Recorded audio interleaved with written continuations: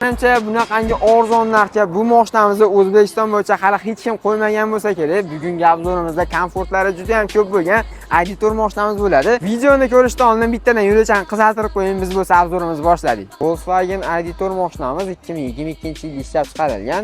Yurgan probegi 150 ming km turibdi. Mashina to'liq tokda harakat qiladi. Zavod tomonidan to'liq zaryad bilan 450-500 km bergan, to'g'ri anig'ini bilmayman. Hozirgi kunda 350 km yurib beryapti ekan. Mashinamiz yagonaviy mana shu joyda kichkina petnos bor deyishyapti. Qolgan joylar top-toza, kelib bemalol tekshirib olasizda. Kuzovlarni ham ko'rib turibsizlar, chiroyli holatda turibdi ekan.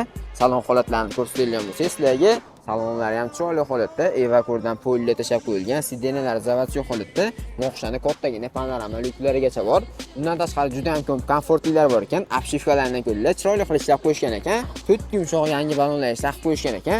Mashinamiz orqa tomonidan ko'rinishlari ham kuzovlarni ko'rib turibsizlar, chiroyli holatda, hech qattar reklovka bo'lgan, sarapin bo'lgan joylari yo'q.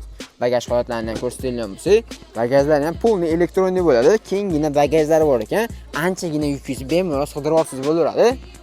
Mashinamizda hozirgi kunda hech qanaqangi rasxodlari yo'q. Olasizlar va maza qilib haydaysizlar xolos. Mashinamizning narxiga keladigan bo'lsa, egalari 16200 dollarga beramiz deyishyapti. Qolganlar uchun bankan qilib beraveradi. Taxminan 4000-5000 dollar atrofida bank bo'lib nomingizga chiqadi. Batafsil ma'lumot uchun pastdagi egalarning nomerini qoldirib qo'yapmiz. Telefon qilib bemalol baraka qilishingiz mumkin.